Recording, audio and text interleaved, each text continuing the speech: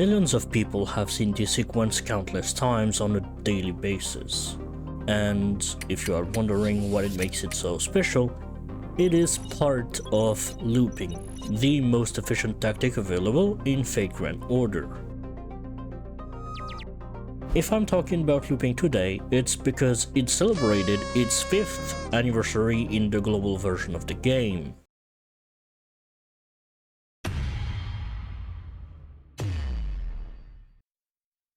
Most gachas I have played had strategies centered around one or several damage dealers, while supports were picked according to the situations players were in. It was constantly shifting to either heal or tank. I know FGO doesn't really have a lot of characters fitting the tank or healer archetype like other game does, but you get what I mean. Teams were essentially built around damage dealer in a lot of content. This completely changed in 2020 when Skahak Skadi was released. She flipped the idea so support type servants became the core of any teams. All of this is fine and dandy, but what is looping and what makes it so special? What makes it so different from any other strategies available in the game is the execution. Stacking buffs on one servant and maximizing buff uptime by helping the damage dealer to fire their NP as frequently as possible. Its damage output gathered a lot of traction because it can hit beyond 1 million damage consistently. But this is far from the only strength coming from looping. This tactic possesses a very high degree of versatility because it's able to obliterate waves of enemies and melt bosses. But the most interesting thing this strategy did for the game is the rejuvenation of old servants. It might sound surprising, but it enabled some of those old servants to be viable again without Lazengol having to interfere and give them several buffs to make it as good as modern servants. Then comes the final argument. Looping is very easy to use, to the point where players can automate the entire process by setting up macros or using vocal commands to farm in their stead. There is no shadow of a doubt about looping being very useful for pretty much any type of content available in the game, and its rise to popularity is heavily thanks to its performances. But there is something else that significantly helped. You can see online that people have been playing the game for years, so you might expect a game with a lot of game modes, or maybe the ability to replay the story, since most of the guys will tell you they play the game mainly for the plot. But this is far from reality. The game is very old, and it suffers from a severe lack of replayable content. Story, interludes, advanced quests, and even seasonal content are a one-and-done type of content. So, what's left to do in this game is farming. Like most gacha games, you may say, and you'd be right. But other games prevents players to do the same thing over and over again, but not in MGO. That is the core problem that contributed to make looping so popular, because it is the closest thing to a natural auto battle we've been asking for years. Anyway, I keep throwing around the name looping and stuff like this, but it was only the most general thing about this strategy because it actually has 3 different versions that covers all 3 different card types, which makes game plans slightly different from each other as it plays on different strengths and weaknesses. So that being said, it's time for me to talk about them. If you didn't know, quick looping is my favorite team to use simply because most of the servants I like are from that archetype. Anyway, let's talk about quick card because it is the baseline of the strategy. This card does pretty much everything. It's a jack of all trade, master of none. Its purpose is to buff other card effects through critical strikes, but this doesn't really mesh well with looping since it relies on stacking buffs and make the most damaging Noble Phantasm possible and firing them consecutively. The thing is, Noble Phantasm cannot really crit, so it basically negates each other, and on paper it shouldn't work. But in actuality, that's not the case. It works. So what magecraft did Lazagal use to make quick looping able to farm so well? Overkill. I can't really explain it properly in French, so I doubt I will be able to do it in English, but a picture is worth thousands of words. Well, at least in that case, a video. He's already dead.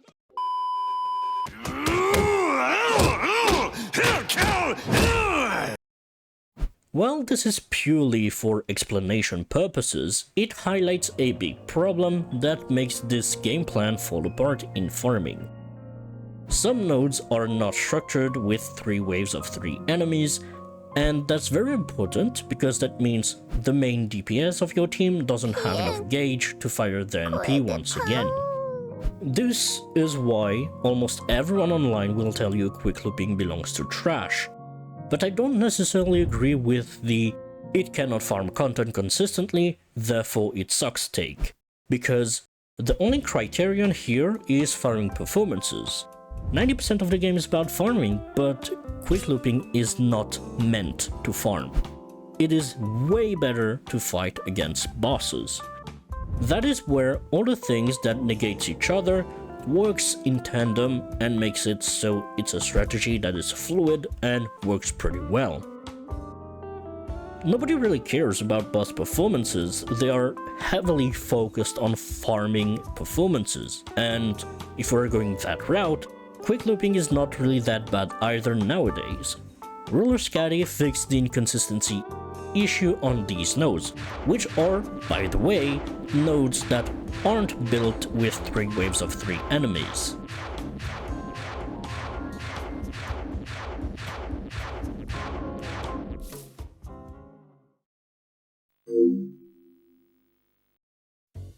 I don't have much to say about Buster looping, especially if you compare it to Quick, since it's notorious to be the most problematic out of the 3 versions, but there are still some important things to mention. I'm talking about one of the most popular archetypes in FGO since it regroups a plethora of beloved servants. Therefore, the game plan has been crafted with utmost attention. It covers most of the issues you could encounter when using Buster cards. So, on paper, this presents a game plan with no inconsistency issue, nor the illusion of resource management. There's just big damages, but it sounds too good to be true, so there must be a little catch. And yes, kind of. Out of the 160-ish Buster servants in the game, only a few of them have access to a 50% or higher battery skill, while most of them have a 30% battery. And while it technically doesn't allow you to reach 100% on your own, there is a workaround, but it's a little bit expensive. You have to invest in pen skills. It's kind of a universal skill set that is dormant for each servant in the game, and you can unlock it by spending servant coin, which is a currency you only get by summoning the same servant. But one of these skills grants you a bonus starting gauge of 10% at level 1, and it goes up to 20% at level 10. Even though it sounds like a costly investment on a servant, this is mandatory to get Buster looping to work. And to be honest with you, this investment is worth, because all the resources you have invested in leveling up this servant and the append skill can be farmed back pretty easily, so I kind of consider it as a win-win in my books, but I know it's pretty expensive and not a lot of people will be able to do it. That being said, it is the most convenient farming team by far. You don't really have to do any planning by looking at node structures in advance, well, at least considering farming, because when it comes to bosses, I have the mental image of Buster looping being like caffeine. You get an early energy spike and crash out about as fast, unwarranted.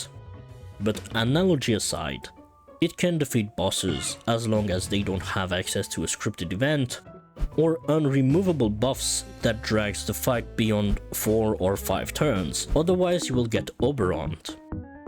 I feel like it's a very similar situation to quick looping before Summer 7. You have to prepare a lot beforehand, and the only difference is the problem solving skills. It is way more demanding against bosses than it is for quick looping and farming, but again, it doesn't really matter because it only affects bosses. If I didn't really have a lot of things to say about buster looping, I have even less things to say about arts looping. At least, besides saying it's the most complete farming system available in the game. I mean, I don't really have to point it out, but arts is the card that generates gauges the best. That means it doesn't really have any gauge generation problem.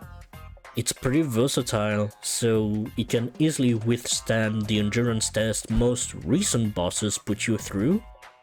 But if I have to be very nitpicky, I'd say it lacks a little bit of damage compared to quick or buster.